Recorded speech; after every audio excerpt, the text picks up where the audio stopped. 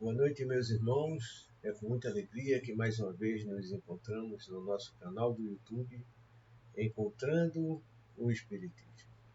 Canal que tem como único propósito a divulgação da doutrina dos Espíritos. Por isso, se você tem alguma dúvida a respeito dos ensinamentos espíritas ou de alguns dos nossos vídeos, por favor, fique à vontade para enviar sua pergunta, que teremos o prazer de respondê-la. Quero mais uma vez agradecer aos inúmeros irmãos e irmãs que têm nos prestigiado com suas inscrições nos nossos canais de comunicação. Lembrando que com esse gesto os irmãos contribuem para que a mensagem da doutrina espírita chegue a um maior número de pessoas. Por isso, pedimos ainda uma vez mais aos irmãos que não fizeram e que, se puderem, não deixem de se inscrever no nosso canal, pois isso colaborará com a tarefa da divulgação da mensagem ora divulgada. Hoje iremos concluir os temas da emancipação da alma. Antes, porém, gostaríamos de citar as palavras do Evangelho segundo o Espiritismo, que estão contidas nas Instruções dos Espíritos no capítulo 7º, que nos diz: Quando Moisés subiu ao Monte Sinai para receber os mandamentos de Deus, o povo de Israel, entregue a si mesmo, abandonou o Deus verdadeiro. Homens e mulheres deram o ouro e as joias que possuíam para que se construísse um ídolo que entraram a adorar. Vós outros, homens civilizados, os imitais. O Cristo vos levou a sua doutrina, deu-vos o exemplo de todas as virtudes e tudo abandonastes, exemplos e preceitos.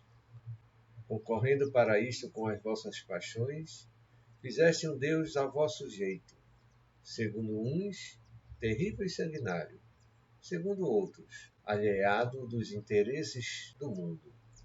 O Deus que fabricastes é ainda o bezerro de ouro que cada um adapta aos seus gostos e às suas ideias. Despertai, meus irmãos, meus amigos, que a voz dos Espíritos ecoe nos vossos corações. Sede generosos e caridosos, sem ostentação, isto é, fazei o bem com humildade. Que cada um proceda pouco a pouco à demolição dos altares que todos ergueram ao orgulho. Numa palavra, sede verdadeiros cristãos e tereis o reino da verdade.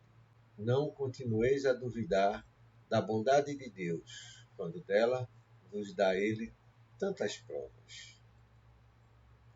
Vimos preparar os caminhos para que as profecias se cumpram. Quando o Senhor vos der uma manifestação mais retumbante da sua clemência, que o enviado celeste já vos encontre formando uma grande família, que os vossos corações, mansos e humildes, sejam dignos de ouvir a palavra divina que ele vos vem trazer, que, ao eleito somente, se deparem em seu caminho as palmas que aí tenhais deposto, movendo ao bem, à caridade, à fraternidade. Então o vosso mundo se tornará o paraíso terrestre. No entanto, se permanecerdes insensíveis à voz dos Espíritos enviados para depurar e renovar a vossa sociedade civilizada, rica de ciência, mas tão pobre de bons sentimentos, então não nos restará senão chorar e gemer pela vossa sorte. Mas não, assim não será.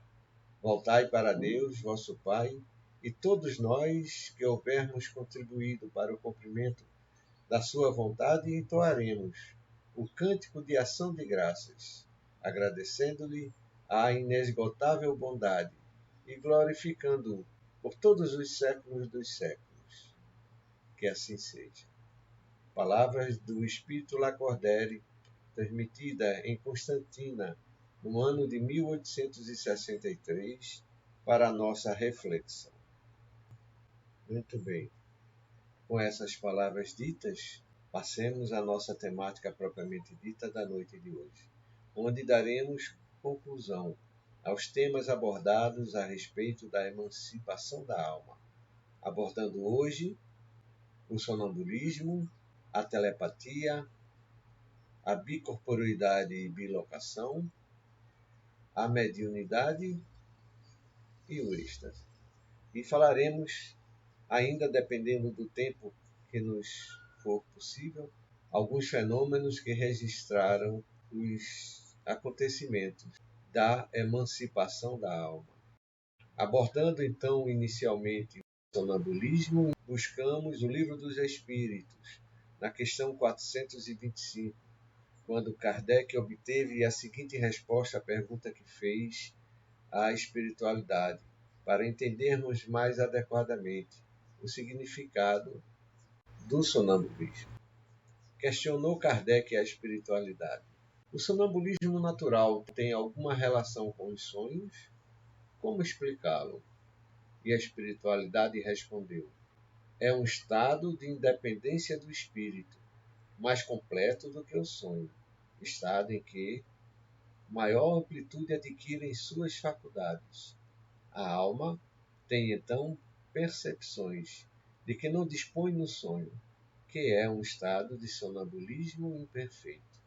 No sonambulismo, o espírito está na posse plena de si mesmo.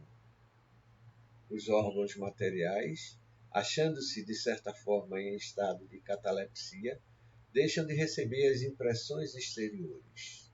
Esse estado se apresenta principalmente durante o sono, ocasião em que o espírito pode abandonar provisoriamente o corpo por se encontrar este gozando de repouso indispensável à matéria.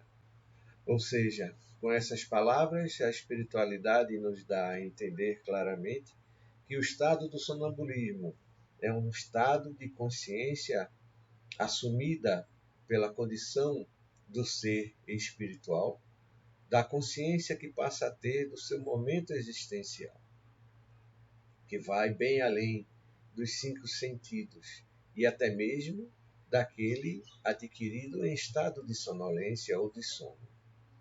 O Livro dos Espíritos nos traz informações que nos ajudam a entender que a alma tem então percepções de que não dispõe no sonho, que é um estado de sonambulismo imperfeito. Que no sonambulismo o espírito está em plena consciência de si mesmo.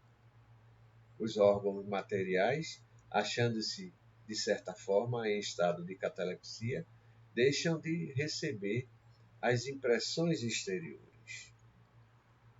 Ocorre durante o sono, quando o espírito necessita do corpo físico para executar uma tarefa. Ou seja, os espíritos superiores nos esclarecem que, muito longe de ser um estado patológico, o sonambulismo nada mais é do que um estado de plena consciência existencial que o ser, como dissemos, espiritual assume no seu momento existencial, inclusive dos estados assumidos pelo corpo físico, que durante o sono, que é um momento essencial à recuperação das energias para o corpo físico, a consciência do ser é exteriorizada naquilo que nós denominamos do sonambulismo. Vejamos agora a emancipação da alma através da telepatia. Frederico Myers, que viveu entre os anos de 1843 e 1901, considerado um dos fundadores da moderna psicologia e psiquiatria, em 1882 propôs esse termo e assim o definiu. Entendo por telepatia a transmissão do pensamento e das sensações feitas pelo espírito de um indivíduo sobre o outro, sem que seja pronunciada uma palavra, escrito um vocábulo ou feito um sinal. E assim entendemos, até os dias de hoje, o fenômeno da telepatia, ou seja, a transmissão do pensamento entre uma criatura encarnada e outra. Porém, Podemos dizer também que a transmissão oculta do pensamento foi tratada por Allan Kardec em O Livro dos Espíritos, que foi publicado no ano de 1857. Na questão 282, Kardec perguntou à espiritualidade da seguinte forma: como se comunicam entre si os espíritos? E a espiritualidade respondeu: eles se veem e se compreendem. A palavra é material, é o reflexo do espírito. O fluido universal estabelece entre eles constante comunicação. É o veículo da transmissão de seus pensamentos, como para a voz, o ar, o do som. É uma espécie de telégrafo universal que liga todos os mundos e permite que os espíritos se correspondam de um mundo a outro. Observemos, assim, que para os espíritos a palavra, coisa que nos é tida como imaterial, é sim uma condição material, e que essa é apenas reflexo daquilo que pensa e que transmite, e que possibilita aos homens encarnados se comunicarem através dela. Eles nos dão notícia também de que o fluido universal estabelece a comunicação entre os espíritos e que ele é o veículo de transmissão dos pensamentos. Ou seja, existe como que uma espécie de telégrafo universal que liga todos os seres e todos os mundos através do fluido cósmico universal, permitindo assim que eles se comuniquem entre si e que um percebe o outro através do simples pensar, da simples transmissão de si, da sua consciência e daquilo que lhe é possível perceber.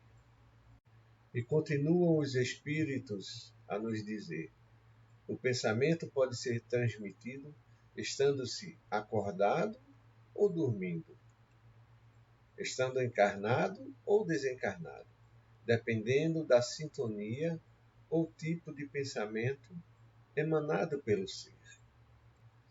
Observemos assim que a transmissão de pensamento, esclarecido pelos espíritos superiores, é uma condição mais natural, mais comum do que nós possamos imaginar, e que, certamente, nos mundos superiores, onde a palavra articulada seja algo não tão necessário quanto no nosso mundo, é substituída pela simples transmissão do pensar, aquilo que temos hoje em dia como algo de extraordinário e que denominamos de telepatia. E os irmãos poderão encontrar nas questões de número 419 em diante do Livro dos Espíritos para poderem se aprofundar um pouco mais a respeito dessa temática. Abordemos então a bicorporeidade e a bilocação. Fomos buscar no Livro dos Médiuns, na segunda parte, no capítulo 7, para nos ajudar a entender o estado de bicorporeidade e bilocação, que são estados de emancipação da alma, e que podemos entender como que aparecer em dois lugares diferentes. Termo criado por Kardec, relacionado ao desdobramento, que significa tornar-se tangível em dois lugares. O Livro dos Médiuns nos diz que é a materialização do perispírito desdobrado, emancipado parcialmente ou momentaneamente do corpo. Como qualquer tipo de transe, o médium pode estar consciente ou não. Ou seja, o Livro dos Médiuns nos esclarece que a bicorporeidade ou bilocação pode ser entendido como um tipo de transe, como qualquer outro transe mediúnico, que o médium pode ter consciência do fenômeno ou não. Kardec trata da bicorporeidade, não se referindo à bilocação, dando a entender que se trata do mesmo fenômeno. Buscamos o Livro dos Espíritos para nos ajudar no nosso entendimento a respeito desse assunto. Na questão 92 do Livro dos Espíritos, assim questionou Kardec a espiritualidade. Têm os espíritos o dom da ubiquidade? Por outras palavras, um espírito pode dividir-se ou existir em muitos pontos ao mesmo tempo? E nos respondeu a espiritualidade. Não pode haver divisão de um mesmo espírito, mas cada um é um centro de irradiação para diversos lados, isto é, que faz parecer estar um espírito em muitos lugares ao mesmo tempo. Vês o Sol, é um somente. No entanto, irradia em todos os sentidos e leva muito longe os seus raios. Contudo, não se divide. É no mínimo interessante essa comparação que a espiritualidade nos faz com relação à nossa percepção da irradiação do Sol, citando o fluido cósmico universal. Na questão 282, como sendo o veículo que nos liga a tudo e a todos. E se estamos ligados uns aos outros por todo o universo, a questão da percepção, a questão da ambiguidade pode ser uma condição natural, universal dos seres, e que a percepção de cada um está ligado diretamente à possibilidade de se perceber uns aos outros, como ao Sol, dependendo do lugar onde se encontra e da condição que tenha cada um, da consciência existencial. E na segunda parte, no capítulo 7 do Livro dos Médiuns, Kardec nos traz um diálogo a respeito da bicorporeidade que teve com Santo Afonso, onde Kardec questionou a Santo Afonso em espírito da seguinte forma: poderias explicar-nos esse fenômeno, ou seja, o da bicorporeidade? E Santo Afonso respondeu: perfeitamente. Quando o homem, por suas virtudes, chegar a desmaterializar-se completamente, quando conseguir levar sua alma para Deus, pode aparecer em dois lugares ao mesmo tempo. Eis como o espírito encarnado, ao sentir que lhe vem o sono, pode pedir a Deus lhe seja permitido transportar-se a um lugar qualquer. Seu espírito ou sua alma, como quiseres, abandona então o corpo, acompanhado de uma parte do seu perispírito, e deixa a matéria imunda num estado próximo do da morte. Digo próximo do da morte, porque no corpo ficou um laço que liga o perispírito e a alma à matéria, laço este que não pode ser definido. O corpo aparece então no lugar desejado. Creio ser isto que queres saber. E Kardec retrucou com a seguinte questão: isso não nos dá a explicação da visibilidade e da tangibilidade do perispírito. E Santo Afonso respondeu: achando-se desprendido da matéria, conformemente ao grau de sua elevação, pode o espírito tornar-se tangível à matéria. E Kardec novamente voltou a questionar: será indispensável o sono do corpo para que o espírito apareça noutros lugares? E respondeu Santo Afonso: a alma pode dividir-se quando se sinta atraída para lugar diferente daquele onde se acha seu corpo. Pode acontecer que o corpo não se ache adormecido, se bem seja isso muito raro, mas, em todo caso, não se encontrará num estado perfeitamente normal. Será sempre um estado mais ou menos estático. E Kardec, após essa questão, nos coloca a seguinte nota: a alma não se divide no sentido literal do termo, irradia-se para diversos lugares e pode assim manifestar-se em muitos lugares, sem se haver fracionado. Dá-se o que se dá com a luz, que pode refletir-se simultaneamente em muitos espelhos. Ou seja, Kardec deixa muito claro que a condição da bicorporeidade nada mais é do que a irradiação que o ser transmite para o lugar aonde é chamado ou desejado, para ali se apresentar, usando do seu perispírito e da condição fluídica que porventura ao redor encontre, possibilitando assim a materialização do seu perispírito. E Kardec continua a perguntar a Santo Afonso com a seguinte questão: o que sucederia se, estando o homem a dormir, enquanto o seu espírito se mostra noutra parte, alguém de súbito o despertasse? E Santo Afonso respondeu: isso não se verificaria, porque, se alguém tivesse a intenção de o despertar, o espírito retornaria ao corpo, prevendo a intenção, porquanto o espírito lê os pensamentos. Ou seja, é Santo Afonso a nos esclarecer que não existe o risco, enquanto porventura aquele que se desdobra e se apresenta em outro lugar seja acordado quando dormindo, pois o espírito preveria que seria chamado ou acordado em determinado momento. E Kardec nos dá outra nota explicando: explicação inteiramente idêntica nos deram, muitas vezes, espíritos de pessoas mortas ou vivas.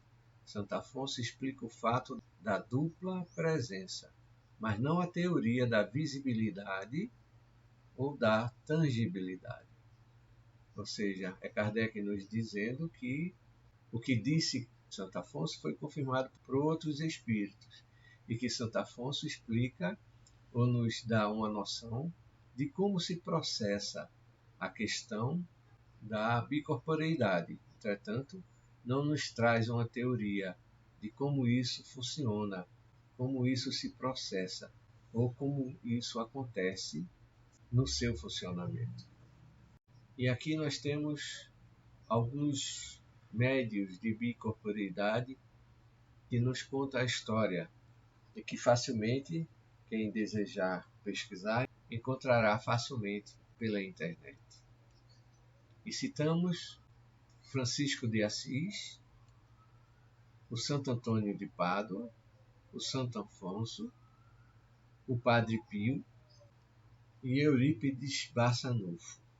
Com relação à questão da mediunidade, nós recorremos à obra Perispírito, que foi publicado por Zalmino Zimmermann, que nos diz: os espíritos transmitem os pensamentos através do perispírito, mudam a aparência, expandem-se, irradiam-se, contraem-se, condensam-se, assimilando fluidos, reparando moléculas dos corpos perispirituais, físicos e mais.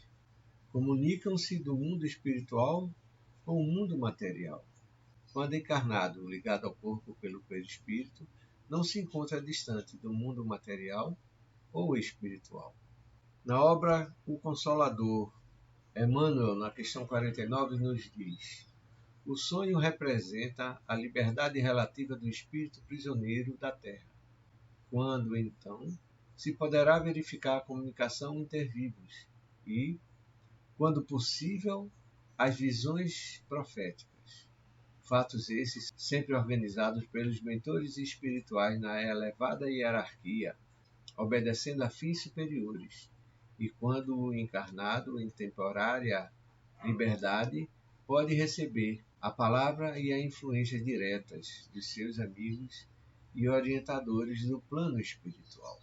No Livro dos Médiuns, na segunda parte, no capítulo 26, onde Kardec trata dos médiuns especiais, ele nos fala a respeito das aptidões especiais dos médiuns e nos traz um quadro sinóptico das diferentes espécies de médium, nos dizendo, além das categorias dos médiuns que acabamos de enumerar, a mediunidade apresenta uma variedade infinita de matizes, que constituem os chamados médiuns especiais, dotados de aptidões particulares, ainda não definidas, a abstração feita das qualidades e conhecimento do espírito que se manifesta.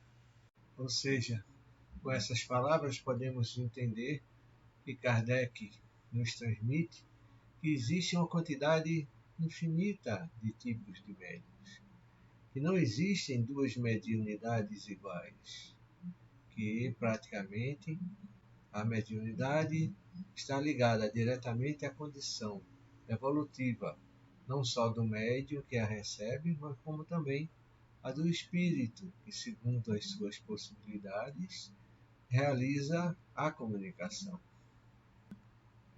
E ele nos diz: a natureza das comunicações guarda sempre relação com a natureza do espírito e traz o cunho de sua elevação ou da sua inferioridade, de seu saber ou da sua ignorância. Ou seja, com relação também à natureza das comunicações trazidas pelo médium, dependem diretamente da condição evolutiva do espírito que a transmite, trazendo registro da sua condição evolutiva ou da sua inferioridade, de seu saber ou da sua ignorância. E continua, mas em igualdade de merecimento, do ponto de vista hierárquico, há nele incontestavelmente uma propensão para se ocupar de uma coisa preferentemente a outra. Ou seja, a ocupação que se dá o espírito comunicante com relação ao objeto da sua comunicação propriamente dita está diretamente ligada a uma realidade por ele buscada. E normalmente buscando a preferência de comunicar-se ou de transmitir uma determinada situação ou a outra, não existindo, portanto, aquele espírito que se lida com informações genéricas, com verdadeiras panaceias que, porventura, possam buscar os nossos irmãos pesquisadores, onde se busca a resposta para tudo e para todos. Os espíritos batedores, por exemplo, jamais saem das manifestações físicas, e entre os que se dão comunicação inteligentes, há os espíritos poetas, músicos, desenhistas, moralistas, sábios, médicos, etc. Falamos dos espíritos de mediana categoria, por isso que, chegando eles a um certo grau, as aptidões se confundem na unidade da perfeição. Ou seja, Kardec nos cita o exemplo dos espíritos batedores, que esses se dedicam aos fenômenos dos efeitos físicos, não tendo, assim, uma condição diferente de realização além dessas. Entretanto, aqueles espíritos que atingiram a condição mediana de evolução transmitem de uma forma muito próxima as suas condições de comunicações e que só em busca da perfeição é que eles atingem um certo grau de proximidade, pois, no fim, é a busca de todos, a busca pela unificação através da perfeição, que é o destino único que detém o Criador universal de todas as coisas. E continua Kardec nos dizendo que, porém, de par com a aptidão do espírito, há a do médium, que é para o primeiro, instrumento mais ou menos cômodo, mais ou menos flexível, e na qual descobre ele qualidades particulares, que não podemos apreciar. Façamos uma comparação. Um músico muito hábil tem ao seu alcance diversos violinos, que todos, para o vulgo, são bons instrumentos, mas que são muito diferentes uns dos outros para o artista consumado, o qual descobre neles matizes de extrema delicadeza, que o levam a escolher uns e a rejeitar outros. E aqui Kardec lembra a condição necessária da aptidão mediúnica do instrumento, no caso, o médium, que precisa estar em consonância com a condição espiritual do comunicante, ou seja, dos espíritos. E nos faz uma comparação que o médium é como um instrumento afinado, ou um instrumento que, dependendo da sua condição, pode atender determinadas necessidades ou exigências de músicos especializados, que a esses só poderão ser observados como qualidades necessárias, capazes de realizar as suas capacidades musicais. E imaginamos que quando Kardec afirma que há no médium qualidades particulares que não podemos apreciar, ele se refere a condições de afinidades energéticas que só ao espírito é possível visualizar, coisa que ainda estamos longe, certamente, de entender. E quando ele faz a comparação do instrumento mediúnico com um instrumento musical, ele nos deixa claro isso, que só ao músico experimentado é que consegue discernir a diferença de afinização do instrumento que tem em mãos, que lhe é possível tocar e conseguir determinados acordes, coisa que ao vulgo parece ser comum, mas que, entretanto, só ao especialista é possível compreender e praticar. E assim evidenciamos a importância da mediunidade para o estado de emancipação da alma, pois quanto mais o médium preparado, melhores condições proporcionará a si e ao espírito comunicante no exercício da prática do intercâmbio mediúnico, e assim desvencilhar-se cada vez mais das peias que o prendem ao mundo material. Muito bem. Com isto dito, passamos aos nossos entendimentos a respeito do êxtase, que temos como definição que é o estado de quem se encontra como que transportado para fora de si e do mundo sensível por efeito de exaltação mística ou de sentimentos muito intensos de alegria, prazer, admiração, temor, etc. É o estado de comunhão profunda entre o encarnado e o mundo espiritual. Requer que a alma esteja em conexão com a espiritualidade pelas suas ações, pelo seu modo de pensar. E para compreendermos melhor o estado de êxtase, fomos buscar no Livro dos Espíritos, na questão 439, onde Kardec questionou a espiritualidade da seguinte forma: que diferença há entre o êxtase e o sonambulismo? E a espiritualidade respondeu: o êxtase é um sonambulismo mais apurado. A alma do estático, ou seja, daquele que se encontra em estado de êxtase, ainda é mais independente. E Kardec, na questão 440, questionou: o espírito do estático penetra realmente nos mundos superiores? E a espiritualidade respondeu: vê esses mundos e compreende a felicidade dos que os habitam, donde lhe nasce o desejo de lá permanecer. Há, porém, mundos inacessíveis aos espíritos, que ainda não estão bastante purificados. Ou seja, nesse ponto, a espiritualidade nos diz que o estado de êxtase possibilita aquele que assim consegue atingir esse estado e até outros mundos mais elevados, mais purificados do que o nosso, e muitas das vezes lá deseja permanecer. Porém que existem mundos que simplesmente estão inacessíveis, mesmo aqueles a que esses estados possam atingir, por não se encontrar o homem, mesmo ao estático, condição de purificação suficiente para lá penetrar. E na questão 441, Kardec questionou a espiritualidade da seguinte forma: quando o estático manifesta o desejo de deixar a Terra, fala sinceramente, não retém o instinto de conservação? E a espiritualidade respondeu: isso depende do grau de purificação do espírito. Se verifica que a sua futura condição será melhor do que a sua vida presente.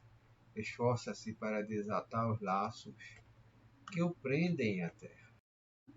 É a espiritualidade nos dizendo claramente que o sentimento do desejo que porventura possa se ter com relação à busca de mundos mais elevados depende diretamente da condição evolutiva em que o ser se encontre.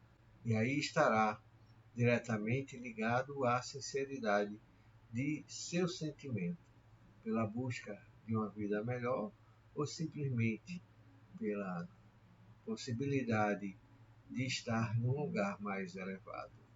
Vamos buscar no livro Obras Póstumas, onde é tratada a questão da manifestação dos espíritos, no parágrafo 4, no item 29, que trata do êxtase, para podermos nos aprofundar um pouco mais no entendimento dessa condição, onde lá registra Kardec que o êxtase é a emancipação da alma no grau máximo, no sonho e no sonambulismo. A alma erra pelos mundos terrestres.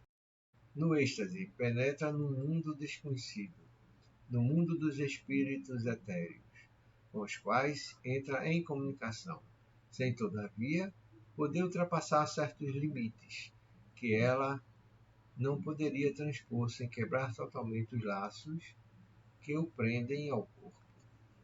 Ou seja, é Kardec nos trazendo a informação de que, no estado do êxtase, pode a criatura vislumbrar a outros mundos, observando-os, conhecendo-os, mas sem, entretanto, poder passar de determinados limites, pois, se assim o fizer, seria necessário a quebra dos laços que os mantém ligados ao mundo em que ora se encontra.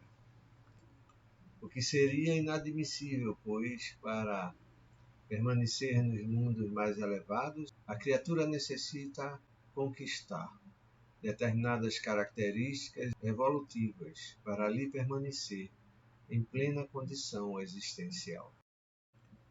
E no Livro dos Espíritos, na questão 455, Kardec nos ajuda a aprofundar no entendimento do êxtase, quando nos diz que no estado de êxtase o aniquilamento do corpo é quase completo, ou seja, o sentimento e a compreensão existencial do ser se amplia de tal profundidade que os valores materiais quase que não deixam nenhum vestígio desse estado de consciência.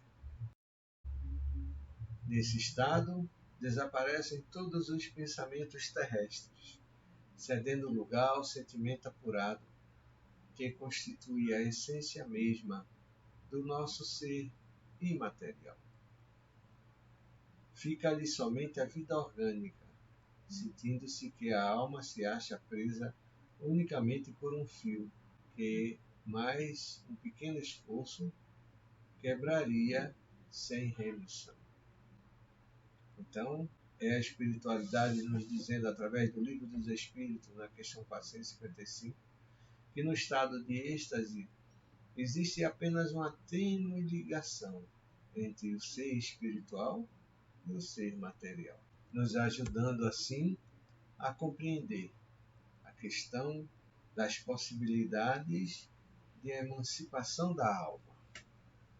Outra questão que é comum entre as pessoas é perguntarem a respeito das visitas espíritas entre pessoas. No Livro dos Espíritos, na questão 414, Kardec perguntou à espiritualidade: podem duas pessoas que se conhecem visitar-se durante o sono? E a espiritualidade respondeu: certo, e muitos que julgam não se conhecerem costumam se reunir e falar-se. Podeis ter, sem que eu suspeites, amigos em outro país. É tão habitual o fato de irdes encontrar-vos durante o sono com amigos e parentes com os que conheceis e que vos podem ser úteis, que quase todas as noites fazeis essa visita. Ou seja, a espiritualidade nos dando notícia de que é relativamente comum muitos seres se encontrarem no estado do sono, no mundo espiritual, com seres que, via de regra, imaginamos sequer se conhecerem, nos dando notícia, assim, de mais uma possibilidade real da emancipação da alma. Na questão 415, Kardec perguntou: que utilidade podem elas ter se as esquecemos? Ou seja, como pode ser útil, perguntou Kardec, esses encontros se nós simplesmente as esquecemos? E a espiritualidade nos diz: ao despertar, guardais a intuição do fato do qual se originam certas ideias que vêm espontaneamente, sem que possais explicar como surgiram.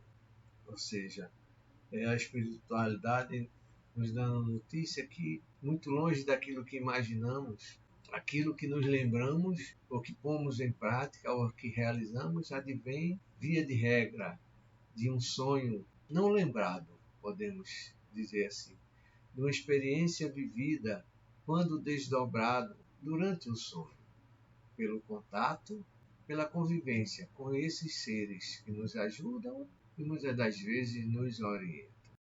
Na questão 416, Kardec perguntou da seguinte forma a espiritualidade, o qual registrou no Livro dos Espíritos: pode o homem, pela sua vontade, provocar as visitas espíritas?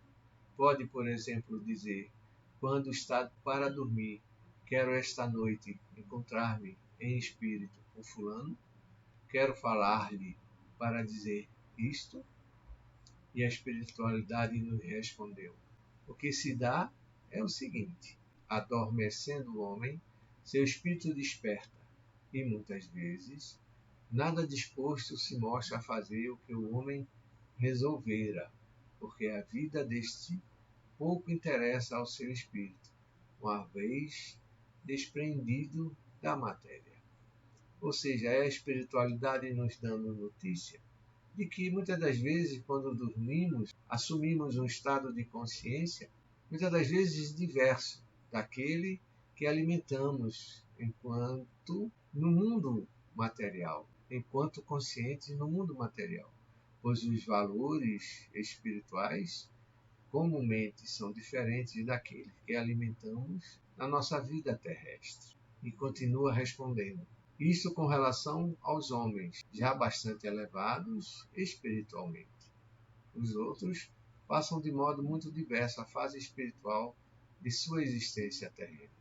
Ou seja, aos mais elevados é comum eles despertarem no mundo espiritual, ou seja, enquanto dormem, com um sentimento de consciência mais ampliado para o lado existencial, coisa que não acontece com os menos elevados, que, como bem diz a espiritualidade, alimentam-se desses momentos de emancipação momentânea de forma muito diversa, que sugere os valores espirituais.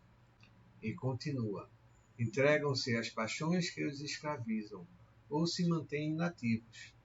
Pode, pois, suceder tais sejam os motivos que a isso o induzem, que o Espírito vá visitar aqueles com quem deseja encontrar-se, mas não constitui razão para que semelhante coisa se verifique.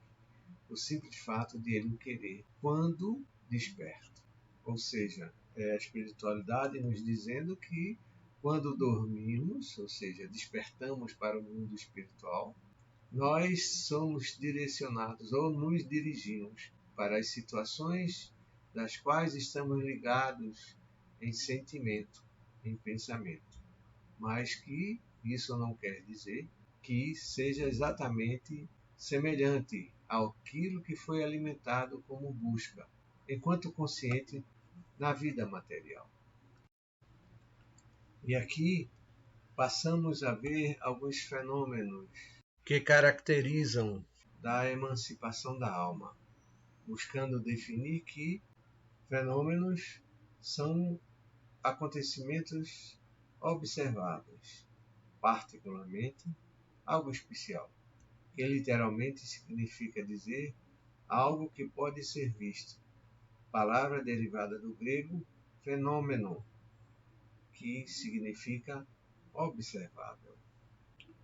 Um fenômeno que foi observado e que podemos citar com relação à emancipação da alma se trata de um sonho premonitório que foi tido por Abraham Lincoln, que viveu entre os anos 1809 e 1865, e durante a Grande Guerra Civil nos Estados Unidos, sonhou que acordava à noite e, dirigindo-se ao salão principal da Casa Branca, viu que havia um velório. Questionou a um soldado quando adentrou na Casa Branca, que lhe respondeu que se tratava do presidente que fora assassinado. Nesse mesmo dia, comparecendo a um teatro, Lincoln foi assassinado. Ou seja, Abraham Lincoln teve um sonho premonitório do seu próprio desencarne, sonhando com o seu velório, da qual teve como causa-morte um assassinato. Outro fenômeno que podemos citar e está registrado na Gênese, no capítulo 25, no item 40, é um fenômeno que é bastante conhecido por todos do mundo cristão, que é o momento em que Jesus ressuscita Lázaro. E está escrito na Gênese: a ressurreição de Lázaro, digam o que disserem, de nenhum modo infirma esse princípio. Ele estava, dizem, havia 4 dias do sepulcro. Sabe-se, porém, que há letargias que duram 8 dias e até mais. Acrescentam que já cheirava mal, o que é sinal de decomposição. Esta alegação também nada prova, dado que em certos indivíduos há decomposição parcial do corpo, mesmo antes da morte, havendo em tal caso cheiro de podridão. A morte só se verifica quando são atacados os órgãos essenciais à vida. E quem poderia saber que Lázaro já cheirava mal? Foi sua irmã Maria quem o disse. Mas como o sabia ela? Por haver já 4 dias que Lázaro fora enterrado. Ela o supunha. Nenhuma certeza, entretanto, podia ter.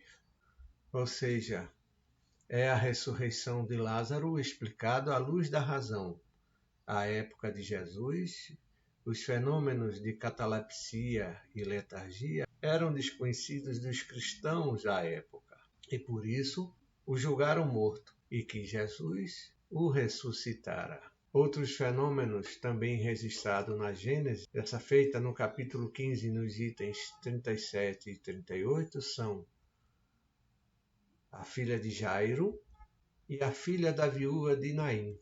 Como Lázaro, esses casos sugerem que não haviam morrido, mas apresentavam-se em estado letárgico, onde a ligação corpo-espírito não se romperam e que se encontravam em estado de emancipação da alma e mantinham-se ligados aos corpos, sem o que Jesus não realizaria a cura, pois, caso contrário, seria uma derrogação das leis da natureza. Eles tinham as forças vitais em desorganização, o que foi refeito pela ação magnética realizada por Jesus.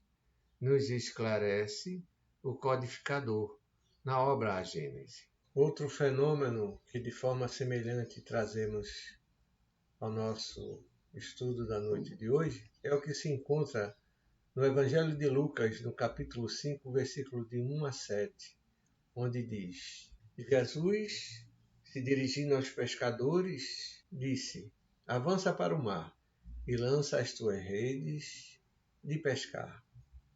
Respondendo-lhe Simão: Mestre, trabalhamos a noite toda e nada apanhamos.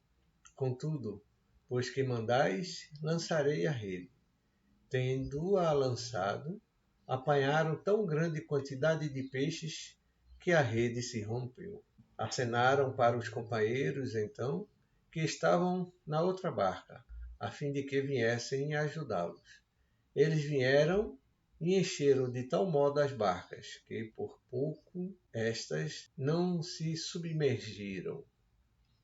E Kardec nos esclarece esse fenômeno no capítulo 15, item 19 da Gênese, onde ele nos informa que a pesca, qualificada de miraculosa, igualmente se explica pela dupla vista. Jesus não produziu espontaneamente peixes, onde não os havia. Ele viu com a vista da alma, como teria podido fazer um lúcido vigio o lugar onde se achavam os peixes, e disse com a segurança aos pescadores que lançassem as suas redes. Ou seja, esse fenômeno tão bem conhecido pela maioria dos cristãos, da pesca realizada pelos irmãos que passaram a noite sem nada realizar, é explicado por Allan Kardec pela condição que Jesus tinha de consciência através da percepção da sua irradiação magnética, ao qual ele denomina também como o fenômeno da dupla vista, a qual ele podia ter consciência de o que o rodeava e onde se encontravam os peixes em determinado local. E outro fenômeno também registrado pela história cristã é justamente a entrada de Jesus em Jerusalém, onde Kardec explica o ocorrido pela condição da dupla vista e que registra no livro A Gênese, no item 5 do capítulo 15, e nos conta o texto. Quando eles se aproximaram de Jerusalém e chegaram a Betfagé, perto do Monte das Oliveiras, Jesus enviou 2 de seus discípulos, dizendo-lhes: Ide a essa aldeia, que está à vossa frente, e lá chegando, encontrareis amarrada uma jumenta, e junto dela o seu jumentinho. Desamarrai-a e trazei-mo. Se alguém vos disser qualquer coisa, respondei que o Senhor precisa deles, e logo deixará que os conduzais. Ora, tudo isso se deu a fim de que se cumprisse esta palavra do profeta. Dizei à filha de Sião: Eis o teu rei, que vem a ti, cheio de doçura, montado numa jumenta, e com o jumentinho da que está sob o jugo. Essa profecia foi dita pelo profeta Zacarias, que está registrado no capítulo 9, nos versículos 9 e 10. E também registrado em Mateus, no capítulo 21, nos versículos de 1 a 7, que diz: Os discípulos então foram e fizeram o que Jesus lhes ordenara, e, tendo trazido a jumenta e o jumentinho, a cobriram com suas vestes e o fizeram montar.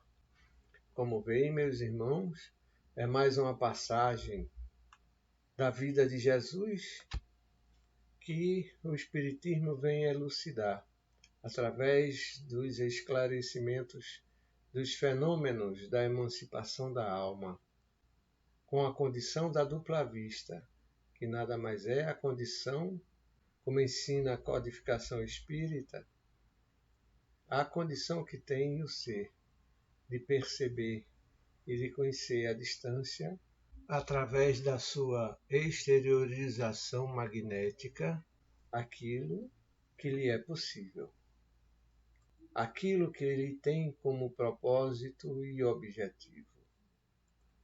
E com essas palavras, nós estamos finalizando a nossa exposição a respeito da emancipação da alma, querendo dizer ainda que longe de nós a intenção de querermos esgotar o assunto aqui abordado. Porém, deixamos um roteiro para aqueles irmãos que desejarem pesquisar e se aprofundar no assunto da emancipação da alma, pois, à luz da doutrina espírita, temos um roteiro seguro que poderá nos dar as informações apropriadas, onde poderemos colher informações seguras e legítimas a respeito deste assunto. E sendo assim, agradecemos a Jesus as bênçãos da oportunidade que representa para nós a transmissão desses pensamentos e aprendizados obtidos através da doutrina dos Espíritos, rogando ao alto que nos ajude e nos possibilite, tente em breve, podermos nos encontrar mais uma vez através do nosso canal Encontrando o Espiritismo. Lembro oportunamente as palavras de Emmanuel, que nos diz que a maior caridade em relação à doutrina espírita que podemos fazer é a sua própria divulgação. Por isso, lembramos aos irmãos que, se puderem, não deixem de se inscrever no nosso canal do YouTube, Encontrando o Espiritismo, canal que tem como único objetivo a divulgação dos ensinamentos da doutrina dos Espíritos, e que, quanto mais irmãos se inscreverem em nossos canais de comunicação, isso contribuirá para a divulgação da mensagem ora divulgada. Bons estudos para todos e muita paz.